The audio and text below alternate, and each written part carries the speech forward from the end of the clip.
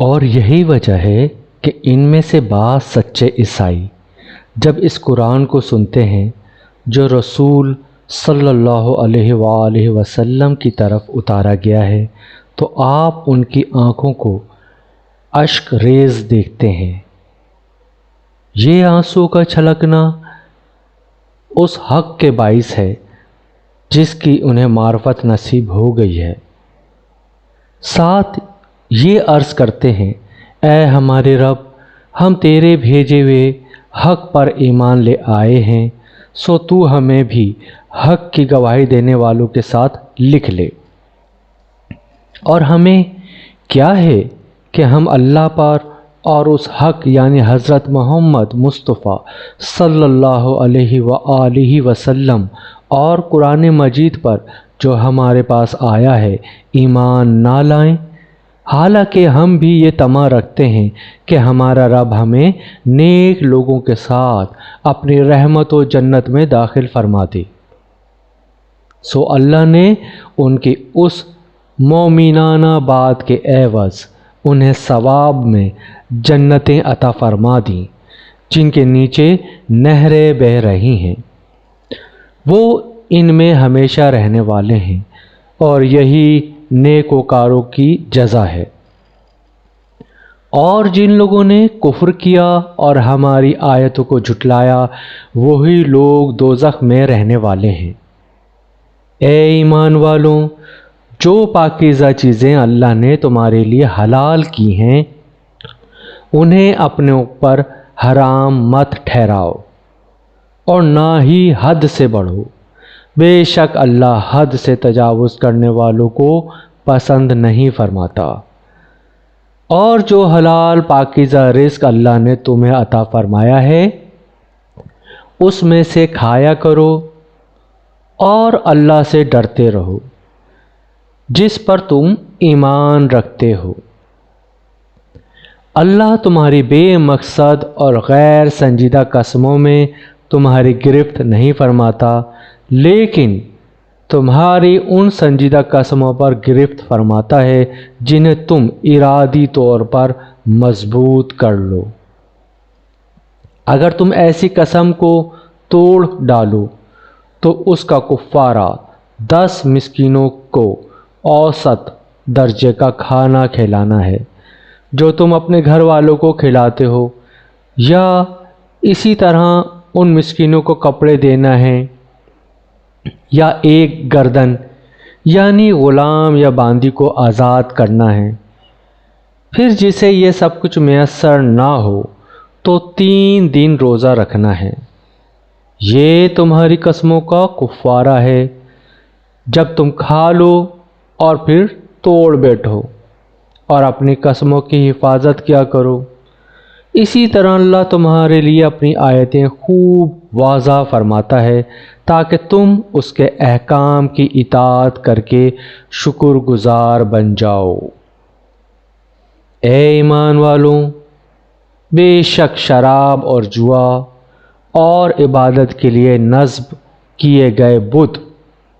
اور قسمت معلوم کرنے کے لیے فال کے تیر سب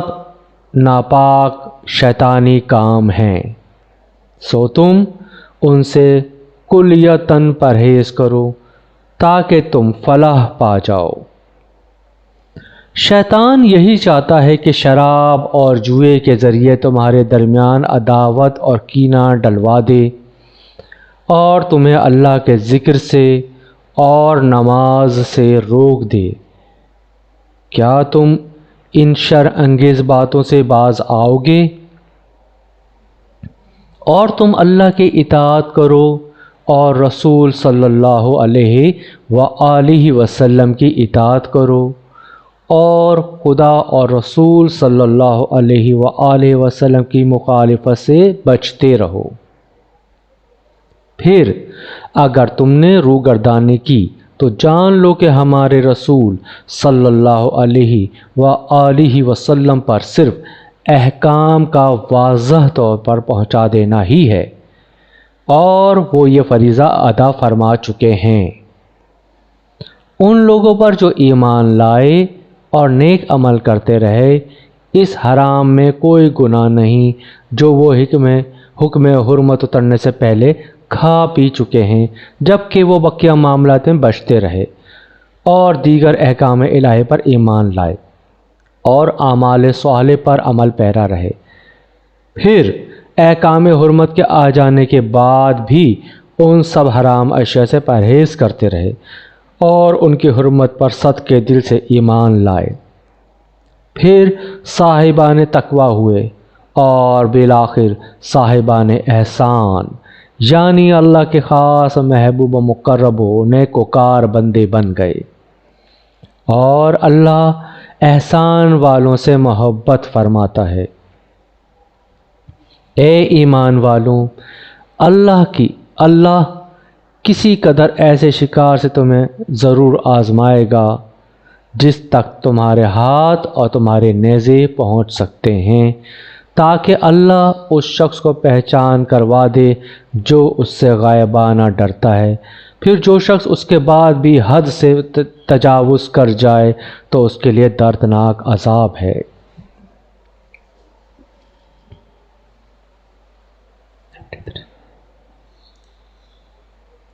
اے ایمان والوں،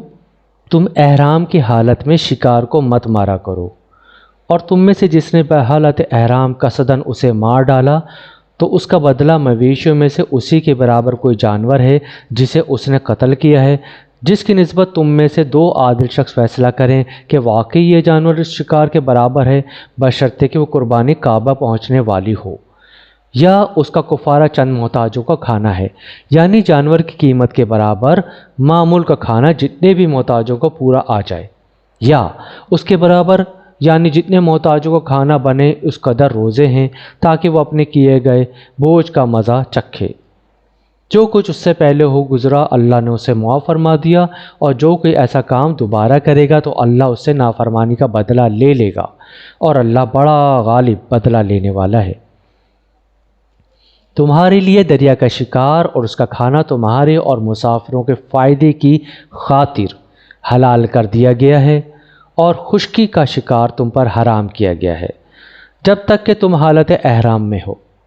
اور اللہ سے ڈرتے رہو جس کی بارگاہ کی طرح تم سب جمع کیے جاؤ گے۔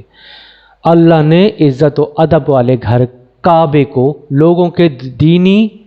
اور دنیاوی امور میں قیام امن کا باعث بنا دیا ہے، اور حرمت والے مہینوں کو اور کعبے کی قربانی کو اور گلے میں علامتی پٹے والے جانوروں کو بھی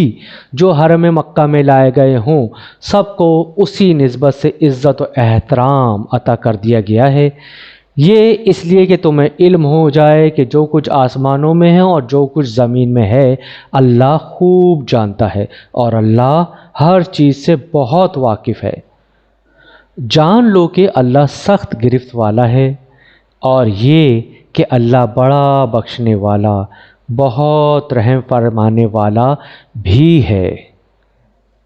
رسول صلی اللہ علیہ وآلہ وسلم پر احکام کا پہنچا دینے کے سوا کوئی اور ذمہ داری نہیں، اور اللہ وہ سب کچھ جانتا ہے جو تم ظاہر کرتے ہو اور جو تم چھپاتے ہو۔ فرما دیجئے، پاک اور ناپاک دونوں برابر نہیں ہو سکتے۔ اے مخاطب، اگرچہ تمہیں ناپاک چیزوں کی کثرت بھری لگے، پس اے عقل مند لوگوں، تم کثرت و قلت کا فرق دیکھنے کے بجائے اللہ سے ڈرا کرو تاکہ تم فلاح پا جاؤ۔ اے ایمان والو، تم ایسی چیزوں کی نسبت سوال مت کیا کرو جن پر قرآن خاموش ہو، کہ اگر وہ تمہارے لیے ظاہر کر دی جائیں تو تمہیں مشقت میں ڈال دیں اور تمہیں بری لگیں، اور اگر تم ان کے بارے میں اس وقت سوال کرو گے جب کہ قرآن نازل کیا جا رہا ہے تو وہ تم پر نزول حکم کے ذریعے ظاہر یعنی متعین کر دی جائیں گی، جس سے تمہاری ثواب دید ختم ہو جائے گی اور تم ایک ہی حکم کے پابند ہو جاؤ گے۔ اللہ نے ان باتوں اور سوالوں سے اب تک درگزر فرمایا ہے، اور اللہ بڑا بخشنے والا بردبار ہے۔ بے شک تم سے پہلے ایک قوم نے ایسی ہی باتیں پوچھی تھیں، جب وہ بیان کر دی گئیں پھر وہ ان کے منکر ہو گئے۔ اللہ نے نہ تو بہرا کو امر شرعی مقرر کیا ہے اور نہ صاحبہ کو اور نہ وسیلے کو اور نہ حام کو، لیکن کافر لوگ اللہ پر جھوٹا بہتان باندھتے ہیں اور ان میں سے اکثر عقل نہیں رکھتے۔ اور جب ان سے کہا جاتا ہے کہ اس قرآن کی طرف جسے اللہ نے نازل فرمایا ہے اور رسول مکرم صلی اللہ علیہ وآلہ وسلم کی طرف سے رجوع کرو، تو کہتے ہیں ہمیں وہی طریقہ کافی ہے جس پر ہم نے اپنے باپ دادوں کو پایا، اگرچہ ان کے باپ دادا نہ کچھ دین کا علم رکھتے ہوں اور نہ ہی ہدایت یافتہ ہوں۔ اے ایمان والوں، تم اپنے جانوں کی فکر کرو، تمہیں کوئی گمراہ نقصان نہیں پہنچا سکتا اگر تم ہدایت یافتہ ہو چکے ہو۔ تم سب کو اللہ ہی کی طرف پلٹنا ہے، پھر وہ تمہیں ان کاموں سے خبردار فرما دے گا جو تم کرتے رہے تھے۔ اے ایمان والوں، جب تم میں سے کسی کی موت آئے تو وصیت کرتے وقت تمہارے درمیان گواہی کے لیے تم میں سے 2 عادل شخص ہوں، یا تمہارے غیروں میں سے کوئی دوسرے 2 شخص ہوں۔ اگر تم ملک میں سفر کر رہے ہو، پھر اسی حال میں تمہیں موت کی مصیبت آ پہنچے تو تم ان دونوں کو نماز کے بعد روک لو۔ اگر تمہیں ان پر شک گزرے تو وہ دونوں اللہ کی قسمیں کھائیں کہ ہم اس کے عوض کوئی قیمت حاصل نہیں کریں گے، خواہ کوئی کتنا ہی قرابت دار ہو، اور نہ ہم اللہ کی مقرر کردہ گواہی کو چھپائیں گے۔ اگر چھپائیں تو ہم اسی وقت گناہ گاروں میں سے ہو جائیں گے۔ پھر اگر اس بات کی اطلاع ہو جائے کہ وہ دونوں صحیح گواہی چھپانے کے باعث گناہ کے سزاوار ہو گئے ہیں، تو ان کی جگہ 2 اور گواہ ان لوگوں میں سے کھڑے ہو جائیں جن کا حق پہلے 2 گواہوں نے دبایا ہے، وہ میت کے زیادہ قرابت دار ہوں۔ پھر وہ اللہ کی قسم کھائیں کہ بے شک ہماری گواہی ان دونوں کی گواہی سے زیادہ سچی ہے اور ہم حق سے تجاوز نہیں کر رہے۔ اگر ایسا کریں تو ہم اسی وقت ظالموں میں سے ہو جائیں گے۔ یہ طریقہ اس بات سے قریب تر ہے کہ لوگ صحیح طور پر گواہی ادا کریں، یا اس بات سے خوفزدہ ہو کہ غلط گواہی کی صورت میں ان کی قسموں کے بعد وہی قسمیں زیادہ قریبی ورثہ کی طرف سے لوٹائی جائیں گی۔ اور اللہ سے ڈرتے رہو اور اس کے احکام کو غور سے سنا کرو، اور اللہ نافرمان قوم کو ہدایت نہیں دیتا۔